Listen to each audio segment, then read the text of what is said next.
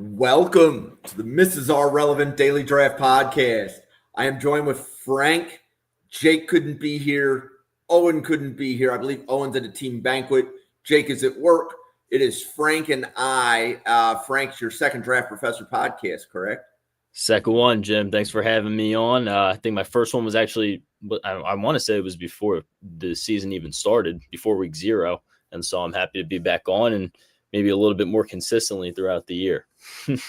Yeah, absolutely. And we are going to be discussing players in the Cal Boston College game and the BYU-Colorado game.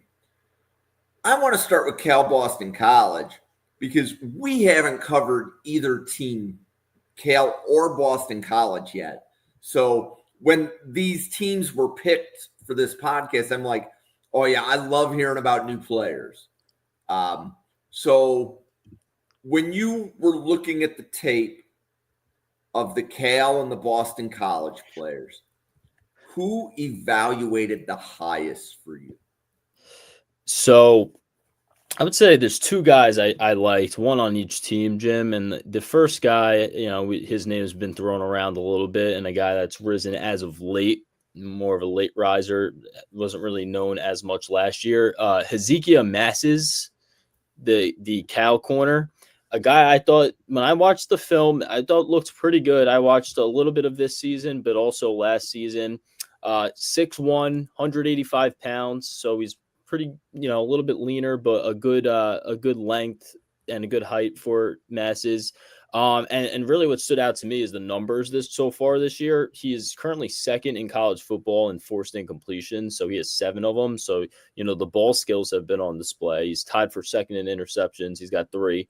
So I thought he was definitely the best player I evaluated for Cal.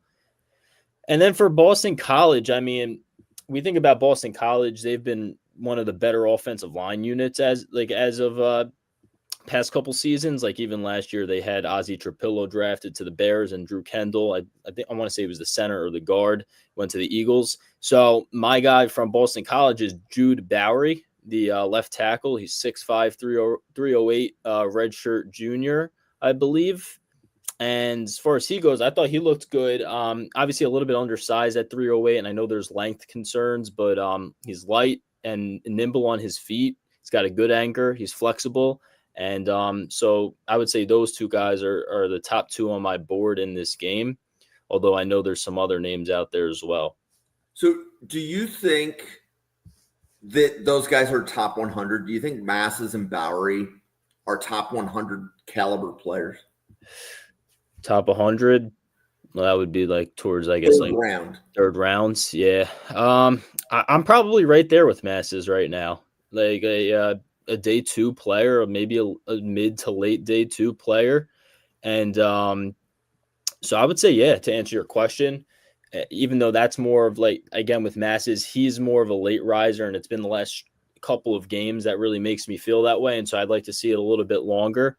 And for Bowery, I would say Masses is the guy I'm highest on in this game, and then Bowery is probably second. I would say he's probably on the fringe, might squeeze in there, but I'm not 100% sure just yet if this guy's a real top 100 player, maybe closer to round 4. Right. And we have half of a college football season to play. A lot of things can change. But what I want to impress upon the audience is that both of these guys are getting drafted. If we think that they might be day 2 right now, even if they have bad games, they're still going to go around 5 or 6. Absolutely. Right. Yeah, these guys will both get drafted. Yeah, you can only fall so far because the potential is there. Yep. Okay, so Boston College has a wide receiver named Lewis Bond. Yes. And I was looking through some receiving stats because I was building like a wide receiver list to cover on a podcast. And nobody had mentioned Lewis Bond, but he was actually ranking pretty high in the college football receiving world. What did you think of Boston College wide receiver Lewis Bond? So he's a guy, as he's been really good this season. I mean, he's come on strong so far. I haven't been able to watch too much of Lewis Bond, But I mean, when I pulled up the numbers for him, he's got upwards of 30 catches on the year already through 4 games. I'm looking at the stat line now, 29 for 275. So he's been their number one. He's I want to say he's more of a slot guy. He's 5'11", I want to say. So he's sub 6 foot, 190 pounds, maybe like the former Zay Flowers that Boston College had. And I think it's really impressive what he's done. A guy that really wasn't on my radar from last year. And so he's certainly a name I'll be having my eyes on in this game for Boston College's offense. And I think it's pretty interesting that he'll be going up potentially against Masses at some point in the game, even though I think, again, he's more of a slot receiver and Masses is their boundary corner. But I do think we'll be able to see that matchup at some point in the game. And so it is impressive, the production, at least. Like I said, I haven't been too tuned into the film for him, but I think the production so far and what he's been able to do is really impressive. Yep. So do you see the question there from Steve, Draft Professor? He podcasts at 7:00 on Thursdays. Yeah, the quarterback Lonergan. Another guy I haven't really been able to watch too much of, to be honest with you, Steve. I appreciate the question. And so I think it's impressive, at least, that he's built the connection with Bond, who we were just talking about. But I'm pretty sure I looked at the numbers on Lonergan before, and I really wasn't too impressed with him. So he is tested. He actually has graded on PFF really well this year, Jim. He's at an 83.7. So that, I know PFF doesn't tell the whole story, but not a guy I'm too familiar with yet, just to answer your question, honestly, Steve. So I haven't really tuned into too much Boston College this year.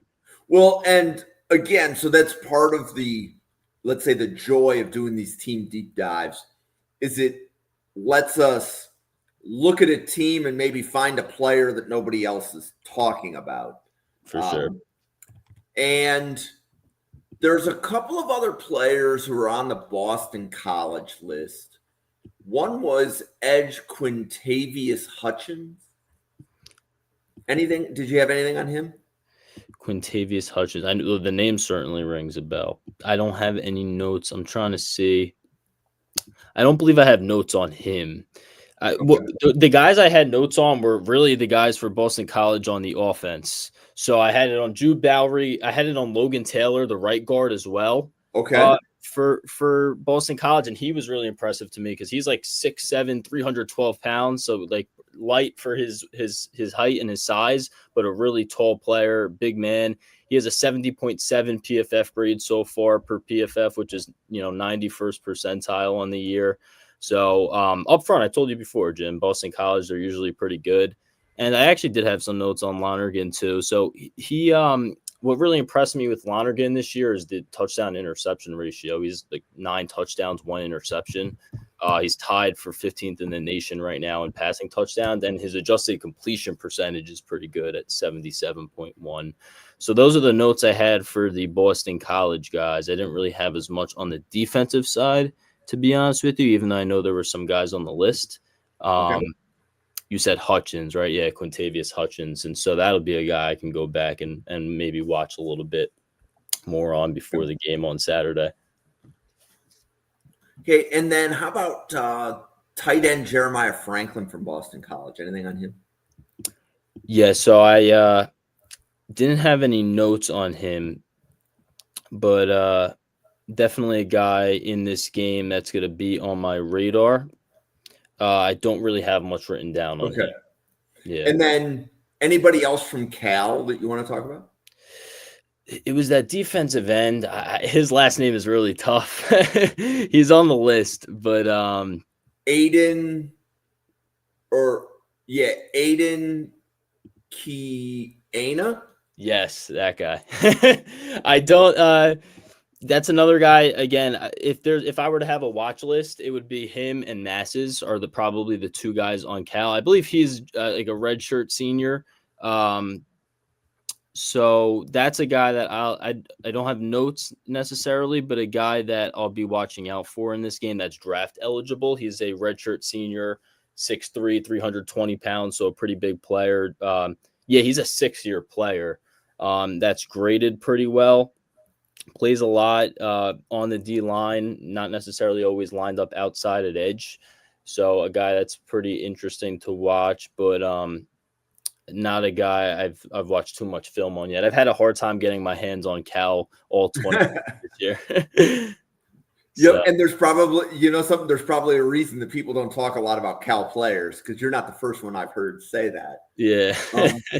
Well, why don't we flip to BYU Colorado? Let's do it. So, did you have a chance to do any analysis on Colorado quarterback Caden Salter? So yeah, I've been with Salter. I've been rather unimpressed this year, and I don't think I'd be the only person to say it. Really, I remember in the Week 1 matchup against Georgia Tech, how frustrated at one point Coach Dion was getting with Salters on the sideline, and he's been disappointing. Obviously, a mobile quarterback, dual threat that can do it, both in the air and on the run. Um, a guy that I know people would probably have as like a day 3 potential quarterback, and a guy that I really don't see being drafted right now, probably a UDFA if you ask me about it. But I know some people may be more bought into the upside that he can do with his legs. And I'm just unimpressed overall with how Colorado's done so far. I know, obviously we talk about Week 1 against Georgia Tech, although that Georgia Tech, you got to tip your hat off to them, Haynes King, and like their system and what they do. They're able to win college games. And like last year, we remember the 7 overtimes with Georgia. And so, they're able to win college football games. And then against Houston was really disappointing as well, Salters and really the whole offense as a whole. But I was actually interested in their receiving core, 2 guys Yeah, yeah, right. Omarion Miller, a guy that's been slowly but surely productive this year, like in some fashion, and Sincere Brown. So those are both 2 guys that are 6'2" plus. I think Miller's 6'2", 210 pounds, and then Sincere Brown's like 6'5". So they got some big bodies out there. And when I'm watching this Colorado BYU game, those are certainly guys that'll be on my radar. okay, and you said Sincere Brown as well. Yeah, Sincere Brown, and then Omarion Miller is probably the one I'm a little bit more excited to watch. But yeah, it'll be exciting, and then to see how Salters does in this game against BYU. Defense we'll talk about that I like, some good players. So yeah. Yeah, and I mean Colorado has a lot of draft eligible players. Anybody else on Colorado, offense or defense, catch your attention? One more guy I got here is DJ McKinney. This guy is a cornerback for them. So he was pretty much the cornerback 2 last year when Travis Hunter was around. And so I'm sure, when you have Travis Hunter, who's going against the team's wide receiver 1s, like opposing teams, it makes your job a little bit easier if you're DJ McKinney. And so this year the pressure is a little bit more on. But he was on the preseason All Big 12 team, DJ McKinney, for this year. I thought he played pretty well last season when I was watching film. And this year I watched him. I watched him earlier today. I forget what game it was. I don't know why I'm blanking, but he is a little bit lighter for a corner. And so you worry about him being able to wrap up and make tackles, I would say, is my biggest concern with DJ McKinney. And then he has a couple flaws, like with opening up his hips a little bit too early. And if I were to be critique him, I would say that's probably my biggest concern, is some technique things. But I mean, he's definitely an athlete, an impressive player. He's got the tools, and I think he could end up developing into, maybe a late day 2 or early day 3 corner. Yeah, and I think McKinney has a ceiling, has a draft ceiling that he could sneak into the top 50. Sure. There's, first of all, whenever you're a corner playing opposite a really good corner and you're not a liability, that's actually going to stick out. So that actually happened. Now, one of those corners is in Houston right now. I'm trying to remember the names. You're talking about for Colorado? No, they're in the NFL now. They were SEC corners. Are you talking about Kamari Lassiter or Stingley? Yes, Yeah, yeah. yes. Lassiter, and then the corner opposite him actually got drafted higher, even though Lassiter was like a 4-year starter. Oh yeah, yeah. Right. And if you're the corner opposite Lassiter, nobody's going to throw at Lassiter. You're actually going to stick out because NFL teams will see, hey, teams can pick on you and you don't give up plays. Yeah. That kind of thing. Sure. So I definitely think from like a draft standpoint that DJ McKinney is going to begin to hit some top 50 conversations. Again, if you have prototypical size as a corner, Yeah. I think you're going to get drafted high, especially because this draft has a lot of small corners. Sure. So, like if you're the teams like Green Bay, where you have very specific thresholds, McKinney's going to fit into those thresholds. Sure. Kind of thing. So, okay. So let's see, Colorado is playing BYU. Yep. And I know from the group chat that you found some players in BYU that nobody else had. So who do you want to talk about on BYU? You know what? I was watching BYU. This was against Stanford. This was the only all-22 game I had, unfortunately. I wish I could see them against a little bit of better competition. But I was really impressed with their linebacker core. So they have two guys in the linebacker core. One is Jack Kelly. One is Isaiah Glasker. I believe they're both captains for the football team, and so you love to see that they're the leaders of the team and happen to be the players I like the most on the defense. So, I mean, those are signs to me that these guys could be NFL players and maybe even legit NFL players. Jack Kelly is the guy I enjoyed watching more. I mean, against Stanford, he just was phenomenal. He was all over the football. Like pre-snap, he knew what the play was. He knew where he had to be. He had 2.5 tackles for a loss and a strip sack. And he had like some ridiculous 92 pass rush grade as like a weak side linebacker in that football game. And when you're watching the film, you could see why. He had a couple pressures. I believe he had 2 pressures. So he was able to rush the passer. He was stopping the run. And he was just all over the football field. And he was just like the field general and leader of the BYU defense. So Jack Kelly, certainly a guy who, if that Stanford game wasn't just like an anomaly and it's, just because you're playing Stanford, that's why he did so well.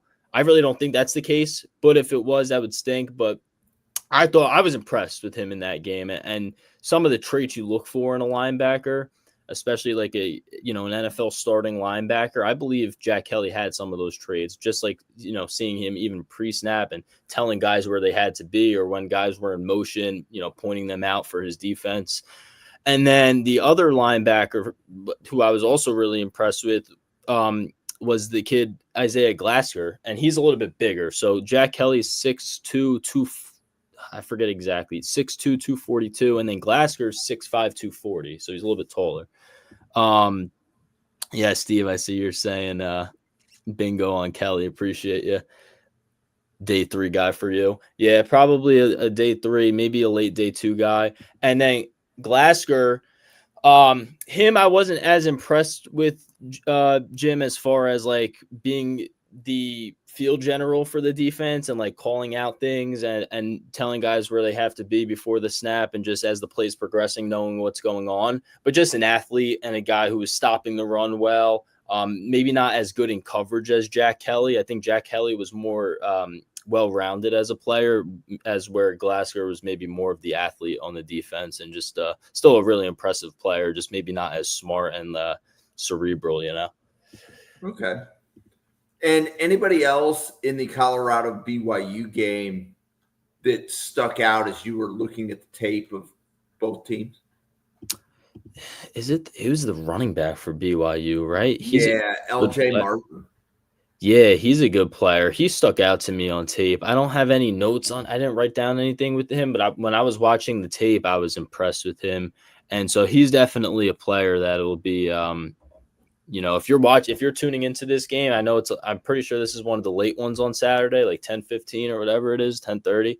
LJ Martin is his name, the halfback for BYU, a guy who's pretty sure has had loads of production to start the season, if I remember correctly. And so that's a guy I'll certainly recommend you watch. Yeah, he has 40 carries for 342 yards this season, 8.6 a carry. So big back, 6'2", 220, runs hard. And so that's someone I'll definitely suggest for BYU's offense. And then I forgot actually, Jim, as well. Chase Roberts. I know he's a name that some people have on their radars. I don't know if you were going to bring him up or not. I don't want to steal your spotlight or anything, but 14 contested catches, I believe, last year. He's 6'5", big body, doesn't drop the ball too much. Only had 3 drops last year, and he's fared pretty well so far to start this season. So Chase Roberts is another name, certainly, that people may have like a day 3 type of grade on for BYU's offense. Awesome. Any other players in the BYU-Colorado game that you want to bring to the audience's attention? You know what? One more guy I have for you is the corner for BYU that's gotten a little bit of buzz and has graded well so far this year. I believe his name's Evan Johnson. 6 foot, 185, redshirt senior. So he's got some decent size for a corner. And I haven't specifically really paid too much attention to him and watched him, but I know on Twitter he's a name alongside Jack Kelly who gets some buzz on this BYU defense. So Evan Johnson is certainly another name. If you guys are watching this game, keep an eye out on him. I believe he's made some plays this year and done well for BYU. Okay, and that was a new name. Hadn't heard him before. So Evan Johnson, number 0 for BYU. He's done well. I'm taking some notes.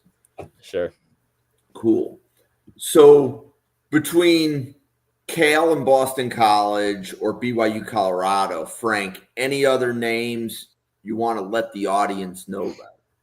Oh, I think as far as the names I had, Jim, I think we pretty much covered them. Maybe I think one more. I got Edge Arden Walker for Colorado. Ah, yes. Yeah. So he's another guy that didn't really do the deep dive on, but he's got some talent. He's been decent for Colorado this year, and so keep an eye out for Arden Walker. Okay. Well, Frank, do you want to introduce yourself and let everybody know who you are and all of the different content that you make? Sure. Thanks, everyone, for listening in. I'm Frank Amato. So I actually started my own show back in June, JBF The Show. You could see on my tag there. So I do my podcast. I was originally doing it twice per week, and I've been slowing down on it a little bit because I've been posting a lot of shorter form TikTok content. But just to let you guys know what I cover, pretty much everything football. I do NFL. I post a ton of fantasy football stuff for all the fantasy addicts out there. Obviously, I hop on the show, the draft show here, and I try to I really like the draft. Every year the draft rolls around, I get really invested into it. And so I thought it would be more fun to really touch on it all year round. And so it's exciting to do it, obviously, when college football is on this time of year. And I know, the addicts out there do the summer scouting. And so I'll be definitely doing a little bit more of that. But really, Jim, just all football, NFL, college football, draft, fantasy. And I just enjoy it. So give us a follow at JBF The Show if you guys are big time football fans, whether that be NFL or college. Yeah, and I've seen you pop into the chat for Draft Professor. I didn't correlate JBF The Show with Frank. The initials didn't match. JBF stands for Just Being Frank. So there Got it. There we go. There we go. Yeah. Well, welcome to Draft Professor, everybody. If this is your first podcast with us, we are here every day at 7 p.m. and 9 p.m. Eastern. We cover the draft. Starting in 10 days, we begin our deep dive onto the draft class. That means that the podcast content will be covering 8 players per podcast, and 2 different draft professors will be giving their analysis of the same players. So if you are building a board, we're going to be able to tell you from watching our podcast, here's who you should be watching. So if 31 wide receivers get drafted, but we evaluate 56 of them, we're kind of whittling down, are you looking for a top 100 board, top 125 board? We can kind of steer you as to which players are grading or trending in the direction for the board that you want to build. But that being said, for Frank and myself, and for the 96 podcasters at the Draft Professor, thank you so much for watching, everybody. And we'll see you on a podcast again tomorrow. Thank you.